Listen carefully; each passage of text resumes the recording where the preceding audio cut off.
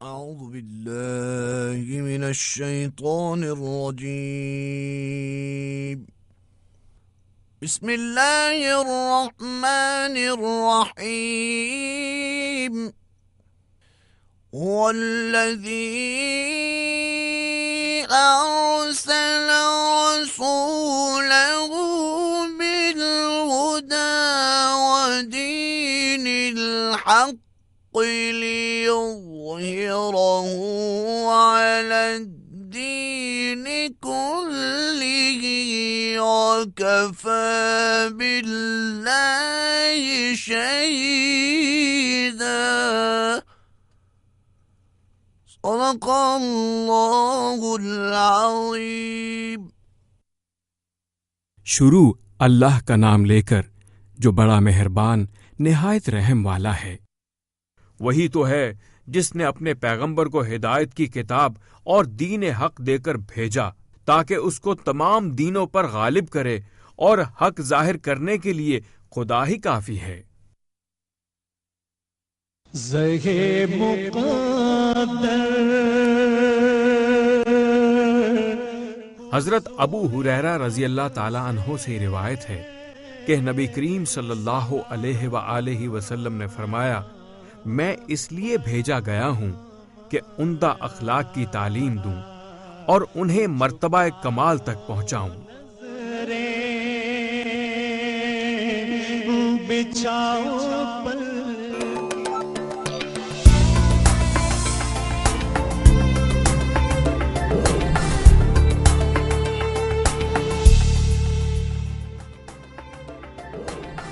بسم اللہ الرحمن الرحیم۔ محترم ناظرین، پیام صبح میں ایک بار پھر خوش آمدید۔ میں ہوں آپ کا میزبان انیق احمد۔ خواتین و حضرات، روزانہ ایک موضوع اور اس پر گفتگو ملک ممتاز علماء سے ہوتی ہے ہمارے اس پروگرام میں۔ آج کا موضوع مقصد بعثت۔ محترم ناظرین، بعثت کے بعد یعنی پہلی وحی آنے کے بعد ہم اسوہ رسول کریم صلی اللہ علیہ وآلہ وسلم پر ایک نگاہ ڈالیں تو کچھ مقاصد بعثت سامنے آ رہے ہیں۔ مثلا میں آغاز کرتا ہوں کہ اقرأ بسم ربک الذی خلق، خلق الانسان من علق، اقرأ وربک الاکرم الذی علم بالقلم، علم الانسان ما لم یعلم، پہلی وحی آئی۔ تبلیغ کا آغاز نہیں ہوا، دعوت کا آغاز نہیں ہوا، پہلے کردار کی گواہی لی، میں صادق ہوں، امین ہوں، تم نے مجھے کیسا پایا؟ جب تک کہ سورہ مدثر نازل نہیں ہوئی کہ یا ایھا المدثر قم فانذر، تب تک دعوت نہیں دی کہ اے چادر میں لپٹے ہوئے لیٹنے والے لوگوں کو ڈراؤ، وربک فکبر، اللہ کی بڑائی بیان کرو۔ بات آگے بڑھتی ہے۔ مکی زندگی تکالیف سے بھرپور، آزمائشیں، حق و باطل کی کشمکش، وہ ہم سب جانتے ہیں۔ ہجرت ہوتی ہے، ابھی راستے میں ہے کہ وہی اترتی ہے، قتال کی اجازت دی جاتی ہے۔ 13 برس مکے میں کہیں قتال کی اجازت نہیں، مدینہ پہنچے نہیں اس سے پہلے قتال کی اجازت، مدینہ پہنچتے ہیں، ریاست کا قیام، غزوات کا آغاز، غزوہ بدر 17 رمضان 2 ہجری، مقصد بعثت ذہن میں موضوع رکھیے گا۔ آگے بڑھتے ہیں۔ غزوہ بدر 313 صحابہ کھڑے ہوئے ہیں، حق و باطل کے درمیان پہلا مارکہ ہے، بلکہ پہلی فاتحانہ پیش قدمی۔ فضائے بدر پیدا کر فرشتے تیری نصرت کو اتر سکتے ہیں گردوں سے قطار اندر قطار۔ اب بھی اقبال نے فرمایا، قرآن کریم ارشاد فرماتا ہے فلا تقتلوہم ولکن اللہ قتلہم، آپ قتل نہیں کر رہے تھے، وہ اللہ قتل کر رہا تھا۔ 6 ہجری میں آ جاتے ہیں، اختصار سے کام لیتے ہوئے غزوات یعنی بدر کے بعد احد، خندق وغیرہ۔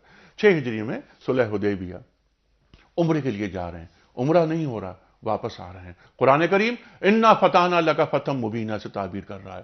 7 ہجری میں اگلے برس عمرہ ہو رہا ہے۔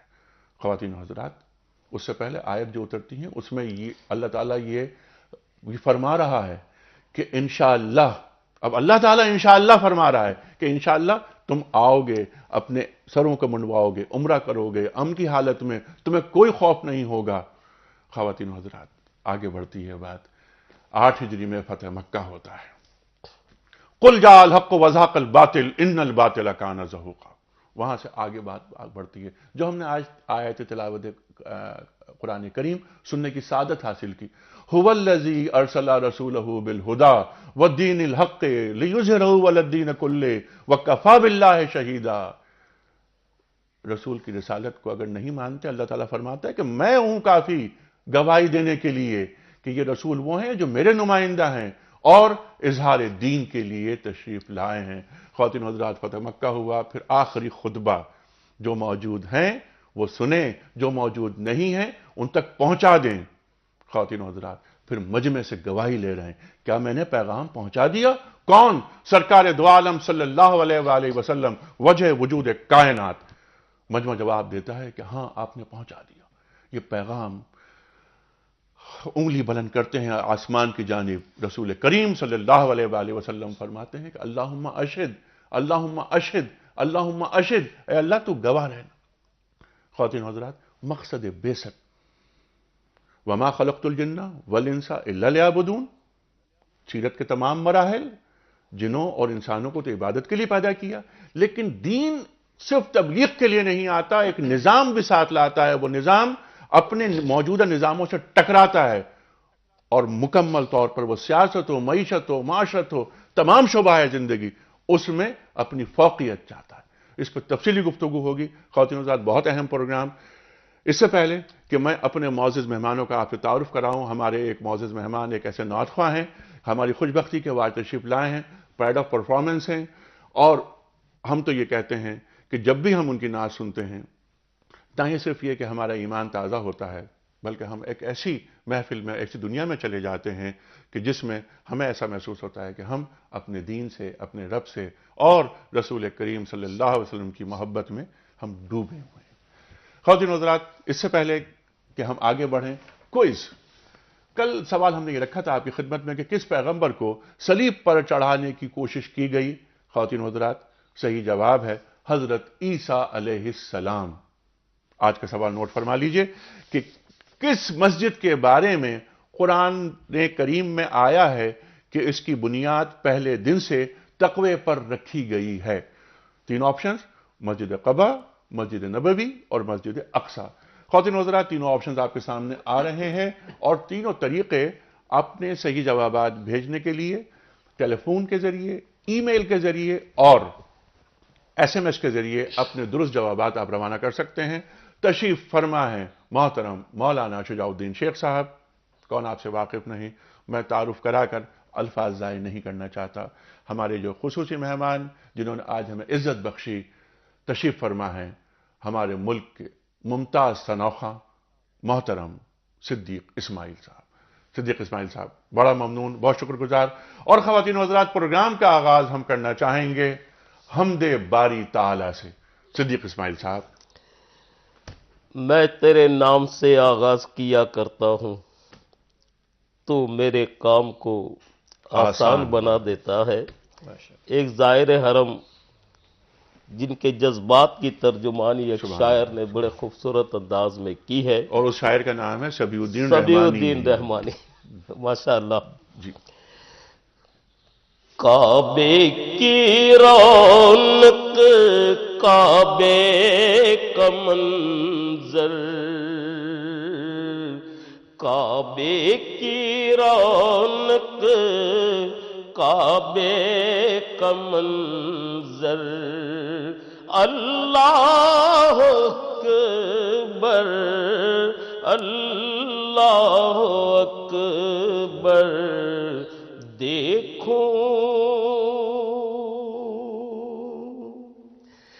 دیکھوں تو دیکھے جاؤں برابر، اللہ اکبر، اللہ اکبر. تیرے کرم کی کیا بات مولا، تیرے حرم کی کیا بات مولا. تیرے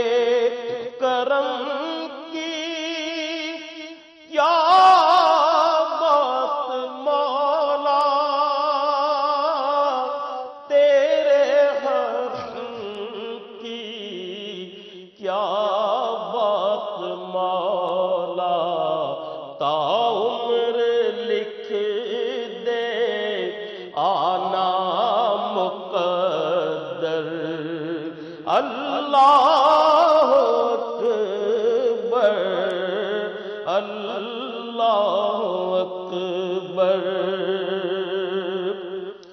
حیرت سے خود کو کبھی دیکھتا ہوں اور دیکھتا ہوں کبھی میں حرم کو کہ لایا کہاں مجھ کو میرا مقدر اللہ اکبر اللہ اکبر.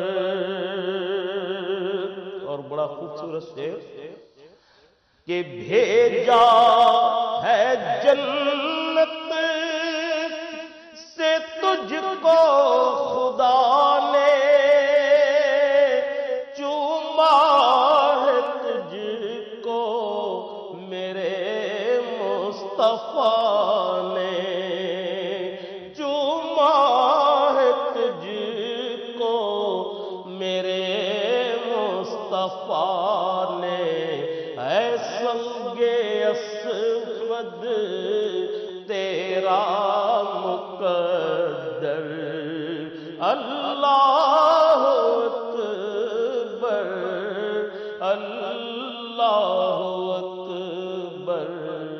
کعبے کی رونق کعبے کا منظر اللہ اکبر اللہ اکبر.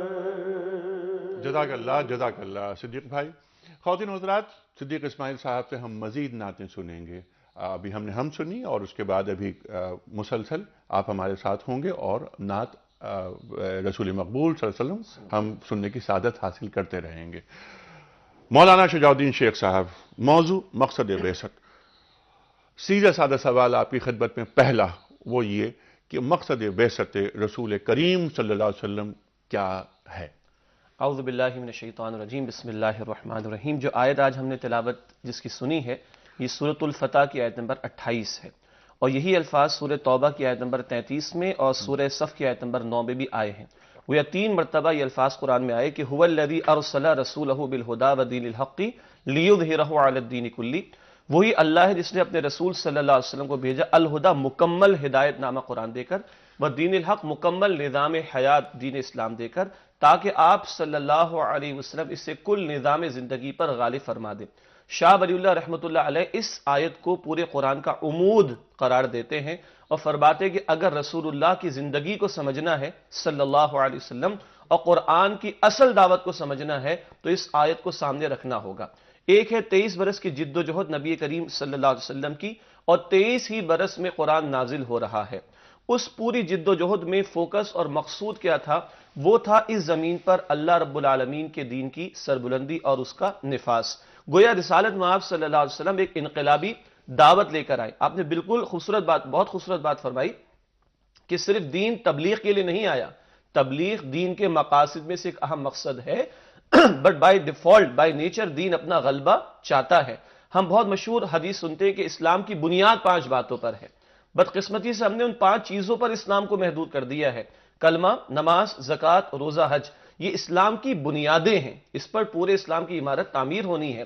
عبادات بھی ہیں، رسومات بھی ہیں، معاملات بھی ہیں، اخلاقیات بھی ہیں، معاشرت کا نظام، معیشت کا نظام، سیاست کا نظام. قرآن 3 مرتبہ کہتا ہے، سورہ یوسف کی آیت نمبر 40 ہے، سورہ یوسف کی آیت نمبر 67 ہے، سورہ انعام کی آیت 57 ہے، ان الحکم الا للہ، حکم کا اختیار اللہ کے لیے ہے. اللہ کے رسول جو دین لے کر آئے ہیں صلی اللہ علیہ وسلم، اللہ تعالیٰ نے وہ مقاصد متعین فرما دی. سورۃ المدثر میں بالکل اولین دور کی آیات میں سے ہے کہ قم فانذر، کھڑے ہوئیے اور انسانیت کو اللہ کے عذاب سے ڈرائیے. یہ تو دعوت و تبلیغ کی طرف اشارہ. وَرَبَّكَ فَكَبِّرْ، اور اپنے رب کی بڑائی کا بول بالا کیجیے. تکبیر کا مطلب صرف اللہ اکبر کہنا نہیں ہے. نمازوں میں تکبیر بلند ہو گئی یہ کافی نہیں ہے. دیکھیے تشہیر کا مطلب ہوتا ہے ٹو ایڈورٹائز، پھیلانا. تسہیل کا مطلب ہوتا ہے to make something easy, آسان کرنا. تکبیر کا مطلب ہے اللہ کی بڑائی کو نافذ کرنا. اللہ بڑا ہے مگر اس کو بڑا مانا نہیں جاتا. لوگ خدائی کا دعویٰ کرتے ہیں، اپنے قانون کی بات کرتے ہیں، جبکہ اللہ کہتے ہیں نہیں، ان الحکم الا للہ، حکم کا اختیار اللہ کے لیے ہے. جس کے نفاذ کی جد و جہد یہ پیش نظر تھا نبی کریم صلی اللہ علیہ وسلم کے، اور جس کی طرف میں آپ کو مبارکباد دیتا ہوں کہ انٹرو میں آپ نے بہت خوبصورت اشارہ کیا کہ جو اقرا سے بات شروع ہوئی وہ جال حق و زحق الباطل تک پہنچی فتح مکہ کے موقع پر، اور امت کو وہ جد و جہد منتقل ہوئی حجۃ الوداع کے موقع پر. ٹھیک. تمام انبیاء ایک ہی مشن لے کر آئے، ایک ہی پیغام تھا آدم سے لے کر عیسیٰ علیہ السلام تک، آدم علیہ السلام سے عیسیٰ علیہ السلام تک اسی پیغام کو آگے بڑھایا. یہ جو هو الذی ارسل رسولہ بالہدی ودین الحق لیظہرہ علی الدین کلہ، اظہار دین یعنی دین تمام شعبہ ہے زندگی میں اپنی تمام تر قوت، اپنی تمام تر شوکت کے ساتھ نافذ ہو. پھر اللہ اکبر، آذان کا آغاز ہو رہا ہے اللہ اکبر سے، کبریائی بیان ہو رہی ہے، یعنی اشہد ان لا الہ الا اللہ، گواہی دی جا رہی ہے. گواہی غائب میں نہیں ہوتی، گواہی حاضر میں ہوتی ہے نا، گواہی حاضر میں دی جائے. قول سے آگے بڑھ کر حال اور عمل میں بھی ہوتی ہے. جی، وہ حال اگر عمل سے دور ہے، ڈیٹیچڈ ہے، تو اس حال کا کوئی تعلق نہیں دین سے، اس کا کوئی تعلق نہیں لقاء رب سے. ٹھیک ہے. دیگر انبیاء کی دعوت، اور یعنی دعوت سے مراد یہاں پر بعثت کا مقصد ان کا، اور حضور ہمارے نبی جن کے ہم امتی ہیں صلی اللہ علیہ وسلم، دونوں کے بعثت کے مقصد میں، مقاصد میں کوئی فرق آپ دیکھتے ہیں؟ دیکھیے، جہاں تک اصولی بنیادی بات ہے وہ تمام انبیاء کی دعوت ایک ہی ہے. مثلا قرآن کہتا ہے سورہ آل عمران آیت نمبر 19 میں، ان الدین عند اللہ الاسلام، دین اللہ کے نزدیک فقط اسلام ہے. آدم علیہ السلام سے لے کے نبی کریم صلی اللہ علیہ وسلم تک تمام انبیاء کی بنیادی دعوت اسلام کی تھی. ہمارے دین کا معاملہ یہ نہیں کہ ہم نے کسی شخصیت کی طرف اس کو منسوب کرنا، نہیں، نظریے کی طرف منسوب کرنا. ایک بات، تمام رسولوں کی بنیادی ذمہ داری تھی اللہ کے پیغام کو لوگوں تک پہنچا کر اتمام حجت قائم کرنا. سورہ نساء کی آیت 165 ہے، رسولا مبشرین و منذرین لئلا یکون للناس علی اللہ حجت بعد الرسل. تمام رسولوں کے متعلق فرمایا ہم نے اس لیے بھیجا کہ وہ بشارت دیں، خوشخبری سنائیں قبول کرنے والوں کو، انذار کریں، ڈرائیں ان کو جو نافرمان ہیں، تاکہ لوگوں کے پاس اب یہ رسولوں کی دعوت آ جانے کے بعد اللہ کے سامنے پیش کرنے کے لیے کوئی عذر باقی نہ رہے. تو تمام رسولوں کا یہ مشن سیم ہے کہ اتمام حجت ہو جائے. تمام رسولوں کے متعلق یہ بھی بیان کیا گیا کہ وہ انقلابی مشن کے ساتھ آئے. سورۃ الحدید آیت نمبر 25 بہت معروف ہے، لقد ارسلنا رسولنا بالبینات وانزلنا معهم الکتاب والمیزان لیقوم الناس بالقسط. ہم نے تمام رسول بھیجے، معجزات انہیں عطا فرمائے، کتابیں عطا فرمائی، شریعت کی میزان عطا فرمائی تاکہ انسانیت عدل پر قائم ہو جائے. تو جہاں تک مقاصد کا تعلق ہے تمام انبیاء اسی مقصد کے ساتھ آئے. ہاں، ہم یہ فرق ضرور بیان کریں گے کہ کیونکہ رسالت مآب صلی اللہ علیہ وسلم خاتم النبیین ہیں تو وہ مشن بھی بتمام و کمال آپ کی رسالت میں دکھائی دیتا ہے، اور اس مشن کی تکمیل بھی بتمام و کمال آپ کے ہاتھوں ہوتی ہوئی دکھائی دیتی ہے. نوح علیہ السلام کی قوم انکار کرتی ہے، قوم مٹا دی جاتی ہے. ہود علیہ السلام، لوط علیہ السلام، شعیب علیہ السلام، اور ایون موسیٰ علیہ السلام آل فرعون کی طرف گئے، ان سب نے انکار کیا، قومیں مٹا دی گئیں. مگر رسالت مآب صلی اللہ علیہ وسلم کو جماعت صحابہ میسر آئی کہ جنہوں نے کہا کہ یا رسول اللہ صلی اللہ علیہ وسلم ہمیں موسیٰ علیہ السلام کے ساتھیوں پر قیاس نہ کیجیے گا، وہ تو بھاگ گئے تھے، انہوں نے انکار کر دیا تھا قتال سے. ہمیں آپ حکم دیں گے، ہم اپنے گھوڑے سمندروں کے حوالے کر دیں گے. تو ختم نبوت کا ہی یہ مظہر ہے کہ جن مقاصد کے ساتھ انبیاء کو بھیجا گیا بتمام و کمال وہ مکمل ہوتے ہوئے دکھائی دیتے ہیں رسالت مآب صلی اللہ علیہ وسلم کی جد و جہد میں. ٹھیک ہے، سبحان اللہ. اچھا، یہ جو آیت آج ہم نے جو سنی بھی قرأت جس کی اس کے بعد گفتگو میں بار بار آ رہی ہے، اس سے ذرا پہلے ہم سورہ فتح ہی پر آ جاتے ہیں کہ اسی میں ذرا پہلے کیا صلح حدیبیہ کے تعلق سے بات ہو رہی ہے، جس کا میں نے انٹرو میں کچھ عرض کیا تھا کہ اللہ تعالیٰ یہ فرما رہا ہے کہ اگلے سال آپ آئیں گے، اور پھر انشاءاللہ کہ اگر اللہ تعالیٰ فرما رہا ہے، اللہ تعالیٰ ایک بات فرما رہا ہے پھر انشاءاللہ کہہ رہا ہے، تو اس میں کیا حکمت ہے؟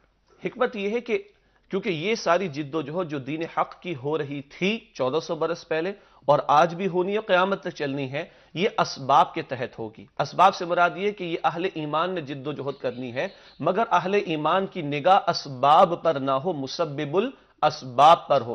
انشاءاللہ کا مطلب یہ کہ ہماری جد و جہد میں کوئی تاثیر پیدا نہیں ہو سکتی جب تک کہ اللہ کا اذن اور حکم شامل نہ ہو جائے.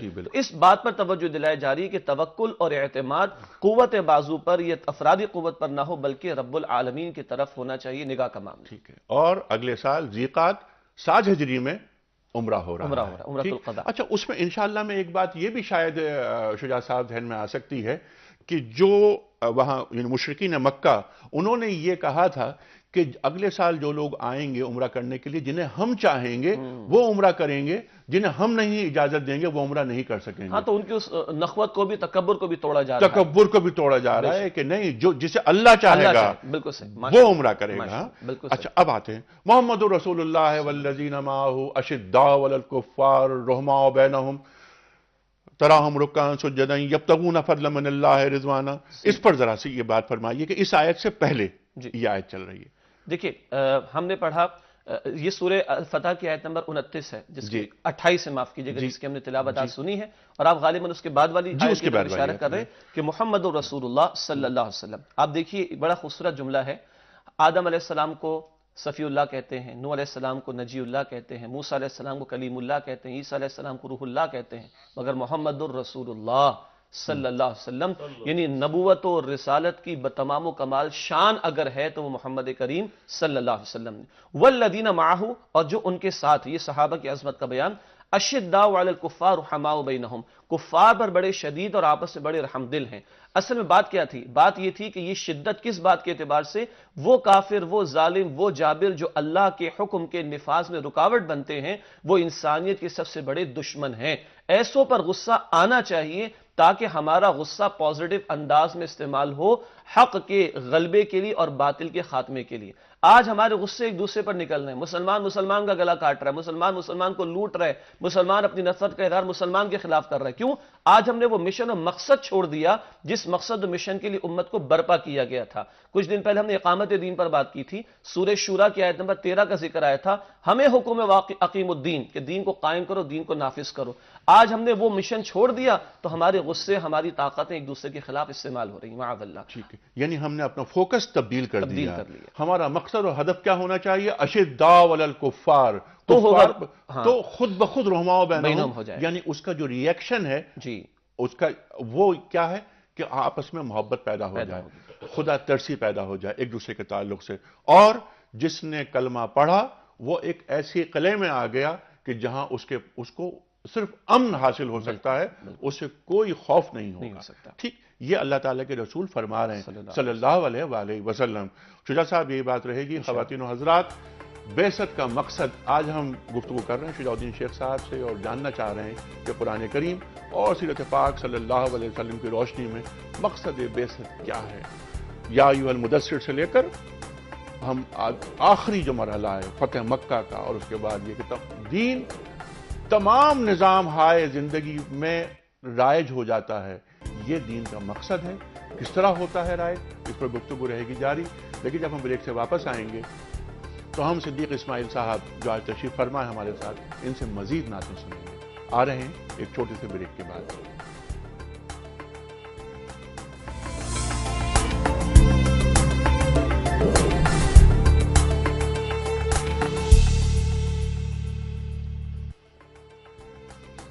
ویلکم بیک خواتین و حضرات. پیام صبح میں ایک بار پھر خوش آمدید. تشریف فرما ہے مولانا شجاع الدین شیخ صاحب اور محترم محمد صدیق اسماعیل صاحب، ہمارے ملک کے ممتاز ثنا خان. خواتین و حضرات، آج جو موضوع ہے پیام صبح کا وہ ہے بعثت کا مقصد. سرکار دو عالم صلی اللہ علیہ وآلہ وسلم تشریف لائے. بعثت ہوئی آپ کی 23 برس بعثت کے بعد. پوری جو آپ کی حیات طیبہ ہے اس کا مطالعہ کریں تو معلوم یہ ہوتا ہے، قرآن کریم یہ بتاتا ہے جو ہم بار بار بات کر رہے ہیں. قرآن کریم کی آیت کی سے آغاز کیا ہم نے کہ هو الذی ارسل رسولہ بالہدی والدین الحق لیظہرہ علی الدین کلہ وکفی باللہ شہیدا. اسی پہ گفتگو رہے گی جاری. ہم نعتیں بھی سنیں گے ابھی صدیق بھائی سے، لیکن اس سے پہلے کہ میں نعت کی درخواست کروں صدیق بھائی سے، میں آج کا جو کوئز کا سوال ہے وہ ریپیٹ کرنا چاہتا ہوں. آج ہم نے جو آپ سے سوال پوچھا ہے وہ یہ ہے کہ کس مسجد کے بارے میں قرآن کریم میں آیا ہے کہ اس کی بنیاد پہلے دن سے تقوی پر رکھی گئی ہے۔ پہلا آپشن مسجد قباء، دوسرا آپشن مسجد نبوی، تیسرا آپشن مسجد اقصی۔ خواتین و حضرات، آپ جانتے ہیں کہ آپ ٹیلی فون کے ذریعے، ای میل کے ذریعے اور ایس ایم ایس کے ذریعے درست آپشن روانہ کرتے ہیں، اور خواتین و حضرات ٹیلی فون لائنز اوپن ہو چکی ہیں، آپ کے سوالات ہوں گے، لیکن وہی درخواست جو میں ہمیشہ کرتا ہوں، کوشش یہ کیجیے گا کہ کوئی مسلکی سوال نہ ہو، وحدت امت کی بات ہو، اور جس طرح بات کی شجاع الدین شیخ صاحب نے، محمد الرسول اللہ والذین معہ اشداء علی الکفار رحماء بینہم، کفار پہ شدید ہیں، آپس میں رحم دل ہیں، یہ ہے دین کا مطالبہ ہم سے۔ صدیق بھائی، نعت رسول مقبول صلی اللہ علیہ وسلم، بلغ العلا بکمالہ کشف الدجا بجمالہ حسنت جمیع خصالہ صلو علیہ وآلہ۔ اس وقت لاکھوں کی کروڑوں کی تعداد میں ناظرین یہ پروگرام دیکھ رہے ہیں۔ الحمدللہ، میلاد النبی کا مہینہ ہے۔ الحمدللہ۔ تمام سننے والوں، دیکھنے والوں سے میری درخواست ہے کہ ایک مرتبہ بارگاہ رسالت میں درود پاک کا نذرانہ بھی پیش کرتے رہیں، اور جب میں کہوں صلو علیہ وآلہ تو آپ بھی اس میں شامل رہیے گا۔ بلغ العلا بکمالہ بلغ العلا بکمالہ کشف الدجا بجمالہ حسنت جمیع خصالہ۔ شیخ سعدی نے تو یہاں تک کہا، سرکار نے فرمایا کہ سعدی بس اب یوں کہہ دو، صلو علیہ وآلہ صلو علیہ وآلہ۔ تیرے ذکر خیر کی برکتیں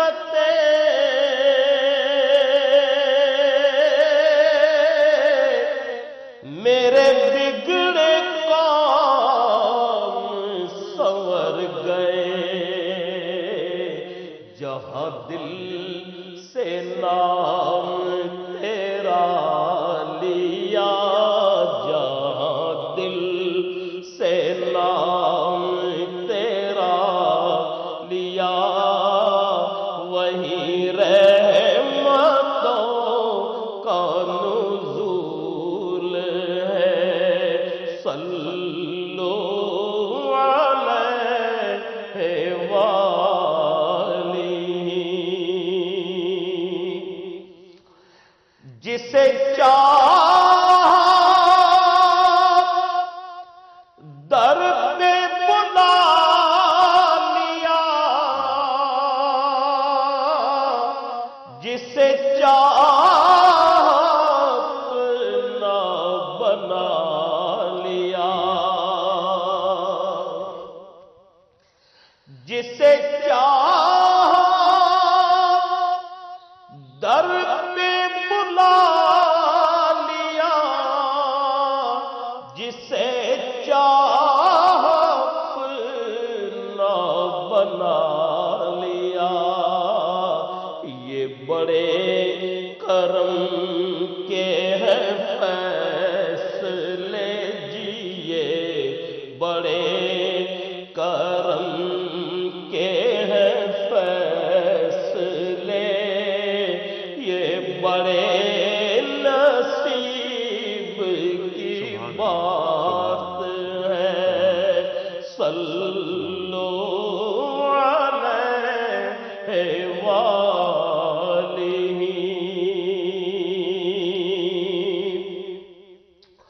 اللہ کہیں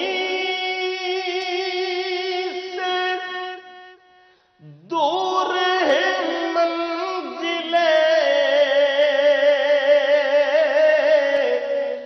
نہ کوئی قریب کی بات ہے، جسے چاہے اس کو نواز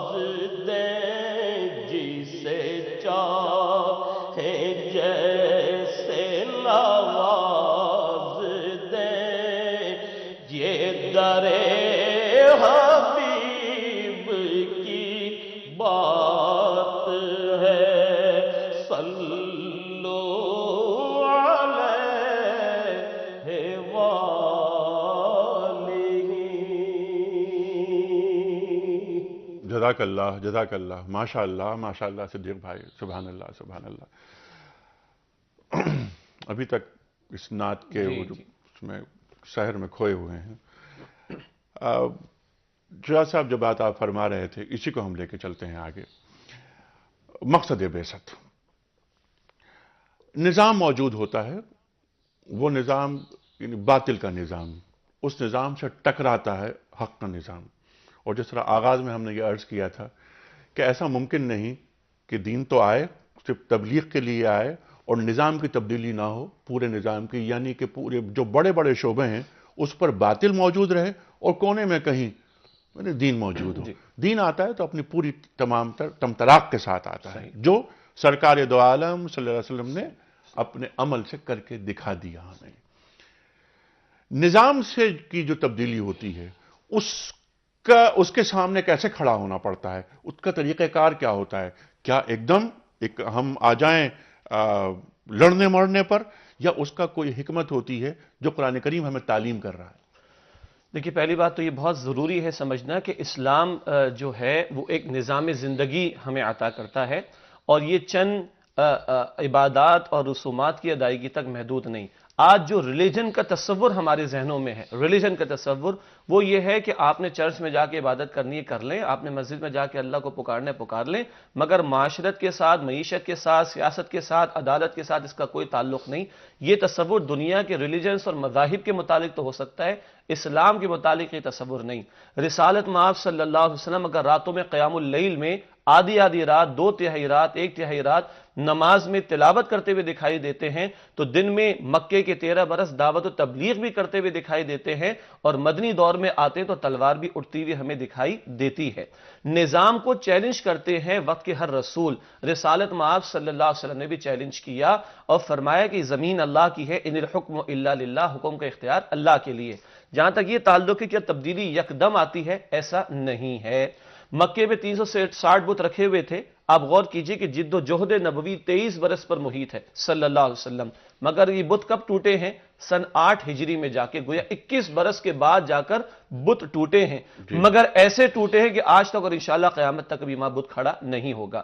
آج کے دور میں نظام کی تبدیلی کے اعتبار سے کچھ جوش کا معاملہ زیادہ ہو جاتا ہے ہوش مندی کے مقابلے میں. رسالت مآب صلی اللہ علیہ وسلم کے طریقہ کار کو دیکھیں تو آپ کھڑے ہوئے اور آپ نے قرآن کا انقلابی پیغام لوگوں کے سامنے رکھا، دلوں کو بدلنے کی پہلے کوشش کی. کیوں؟ ایک فرد کی تبدیلی معاشرے کی تبدیلی کا ذریعہ بنتی ہے، اور معاشرے کی تبدیلی پھر نظام کی تبدیلی کی طرف انسان کو لے کر جاتی ہے.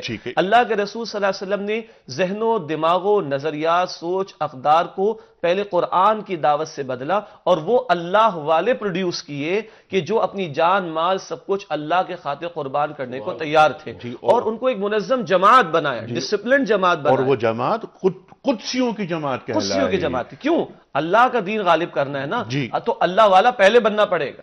آج معذرت کے ساتھ اسلام کے انقلاب کے نعرے تو لگائے جاتے ہیں، مگر 5.5 فٹ کے وجود پر بھی اسلام دکھائی نہیں دیتا، تو اللہ کی مدد کیسے آئے گی؟ آپ نے شعر پڑھا، فضائے بدر پیدا کر، فرشتے تیری نصرت کو اتر سکتے ہیں گردوں سے قطار اندر قطار اب بھی. تو فضائے بدر بھی تو پیدا کرنی پڑے گی.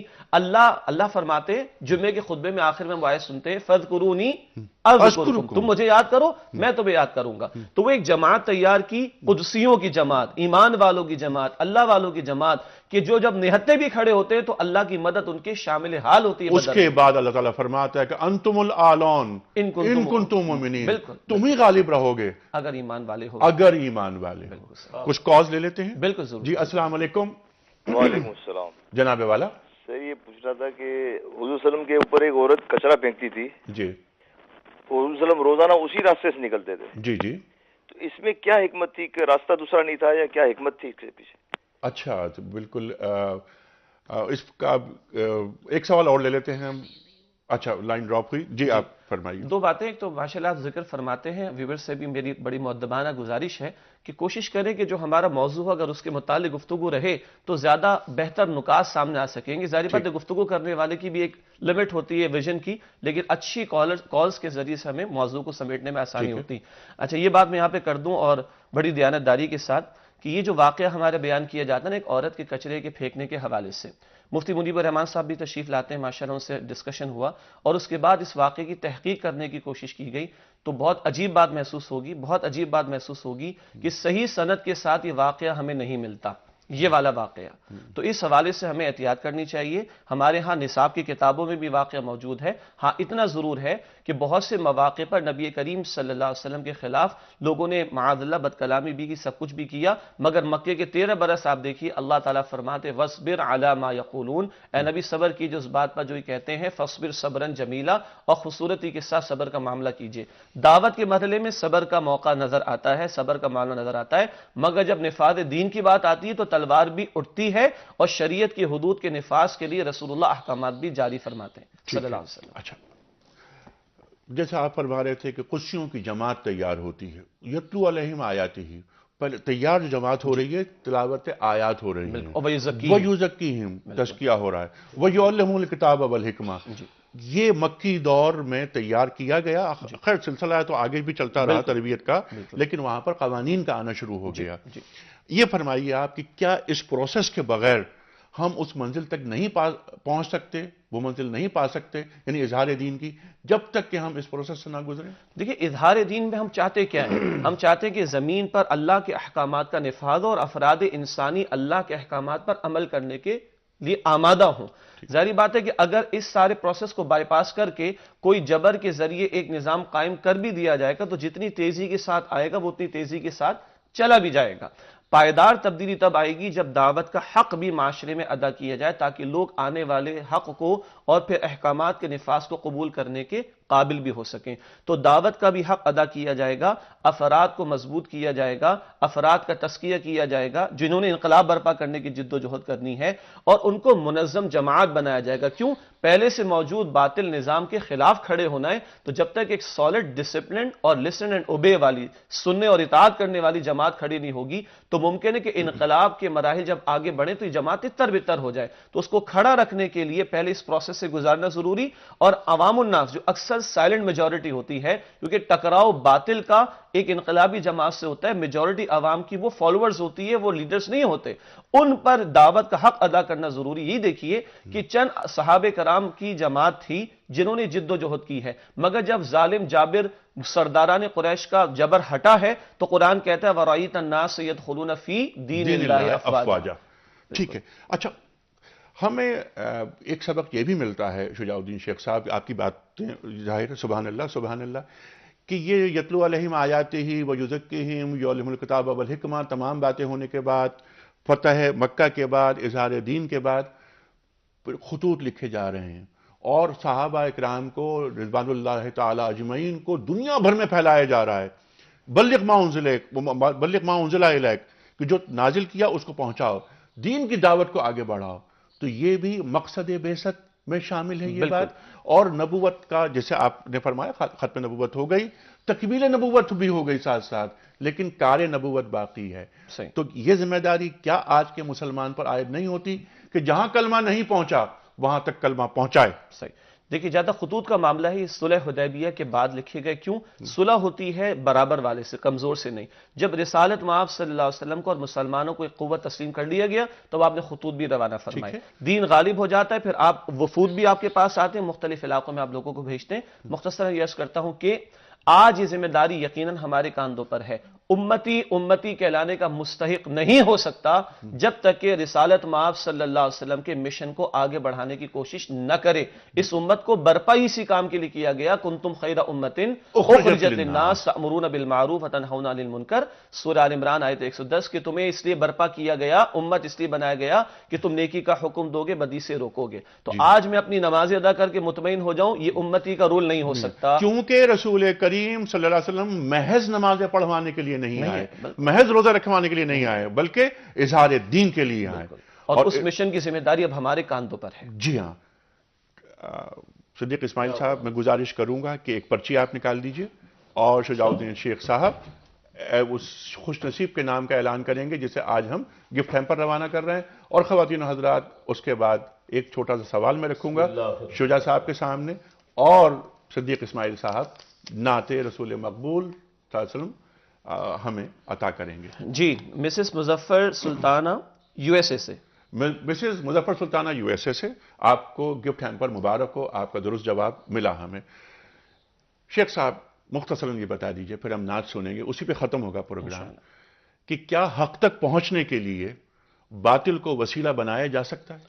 سوال ہی پیدا نہیں ہوتا۔ قرآن تو البقرہ میں کئی مرتبہ کہتا ہے لا تلبسوا الحق بالباطل، حق کو باطل کے ساتھ گڑبڑ نہ کرو۔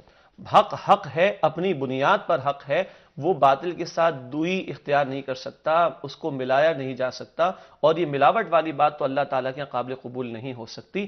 حق کو حق کی بنیاد پر اختیار کرنا، حق انداز سے اختیار کرنا، حق نیت کے ساتھ اختیار کرنا، اور حق ارادے کے ساتھ جد و جہد کرنا، یہی دین کو مطلوب ہے۔ یہی دین کا مطلوب ہے۔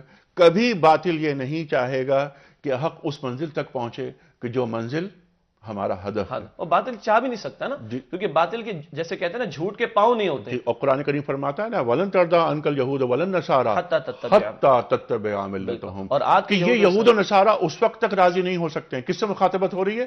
رسول رسالت مآب صلی اللہ علیہ وسلم سے، کہ یہ آپ سے اس وقت تک راضی نہیں ہو سکتے جب تک آپ ان کی ملت کی اتباع نہیں کریں گے۔ اس کا مطلب کیا ہو کہ آپ اپنی ملت کو چھوڑے، اپنے طریقے کو چھوڑے، تو یہ اس وقت راضی ہوں گے۔ آج جو ہم سے مطالبہ دنیا میں کی جا رہے، مسئلہ یہی ہے، یہ چاہتے ہیں ہم اپنے رسول کو چھوڑ دیں، روح محمد ہی ان لوگوں میں سے نکال لی جائے جو اقبال نے صلی اللہ کہا، علیہ وسلم، اور قرآن کو سنت کو چھوڑ دیں، یہ ہمارا دین اس کی بالکل ایسا اجازت ممکن نہیں ہے کہ روح محمد صلی اللہ علیہ وسلم کسی مسلمان کے دل سے نکل جائے۔ لا الہ الا اللہ محمد رسول اللہ، یہ کلمہ طیبہ، یہ شجر طیبہ جس کی جڑیں زمین میں ہیں اور شاخیں آسمان تک پھیلی ہوئی ہیں، جو قرآن کریم فرما رہا ہے۔ صدیق اسماعیل صاحب نعت رسول مقبول صلی اللہ علیہ وسلم، اور خواتین و حضرات اس نعت پر اس پروگرام کا اختتام کریں گے۔ کل ہفتہ ہے، سوال جواب کا سیشن ہوگا۔ ایک کلام ہے محمد علی ظہوری مرحوم کا، سلام کی صورت میں ہے اور بڑا مقبول کلام ہے، پیش کر رہا ہوں۔ یا رسول اللہ تیرے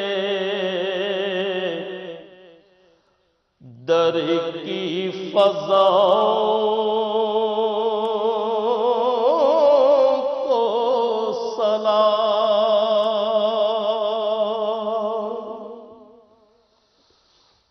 یا رسول اللہ تیرے در کی فضاؤں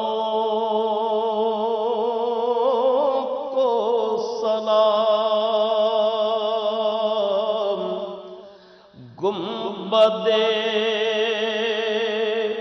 خضرا کی ٹھنڈی ٹھنڈی چھاؤں کو سلام،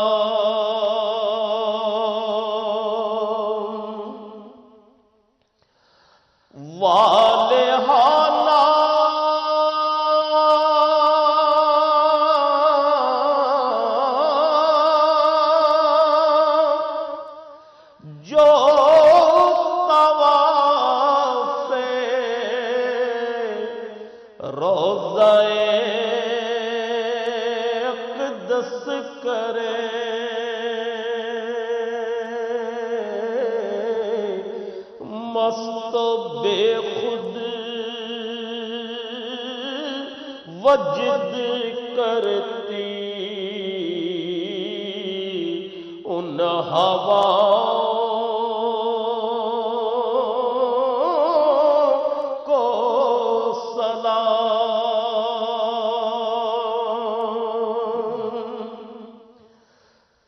جو مدینے گلی کوچوں میں دیتے ہیں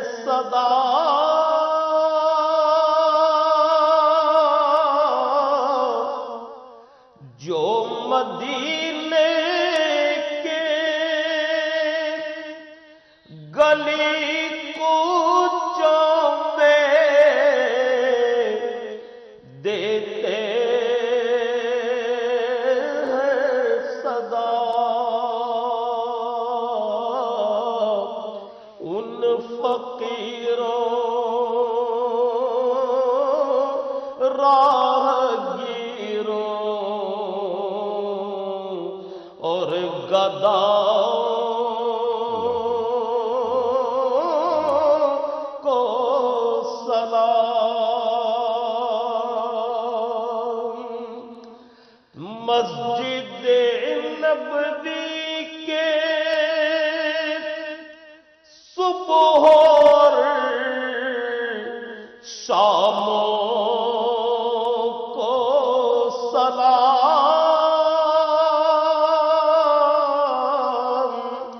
یا نبی تیرے غلاموں کے غلاموں کو سلام یا نبی تیرے غلاموں کے غلاموں کو سلام. جزاک اللہ، جزاک اللہ.